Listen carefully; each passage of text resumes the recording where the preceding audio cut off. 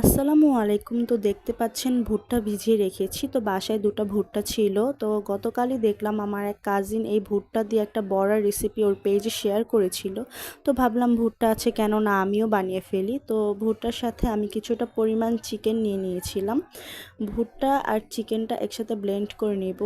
Chicken দেওয়ার কারণে হয়তো বা একটু খেতে মজা হবে, তো ভাবলাম নিয়ে নিই। তো এই চিকেন আর ভুট্টাকে আমি একসাথে ভালো করে ব্লেন্ড করে নেব।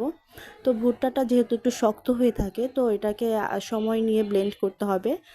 ব্লেন্ড করে মানে একদম মিহি করতে হবে। তো এই যে আমার ভুট্টাটা একদম মিহি হয়ে গেছে, একদম একটু আঠালো হয়েছিল। তো আমি ভুট্টার সাথে নিয়ে নেব পেঁয়াজ কুচি, মরিচ কুচি। তো আপনারা আপনাদের পরিমাণ মতো মশলা অ্যাড করতে পারেন এটার সাথে, যে যেরকমভাবে মশলা দিয়ে খেতে পছন্দ করেন। তো আমি নিয়েছিলাম আদা রসুন বাটা, মরিচ গুঁড়ো, হলুদ গুঁড়ো, ধনিয়া গুঁড়ো, জিরা গুঁড়ো, তারপর হচ্ছে একটু টেস্টের জন্য আমি একটু টেস্টিং সল্ট ইউজ করেছিলাম, যাতে টেস্টটা একটু ভালো আসে।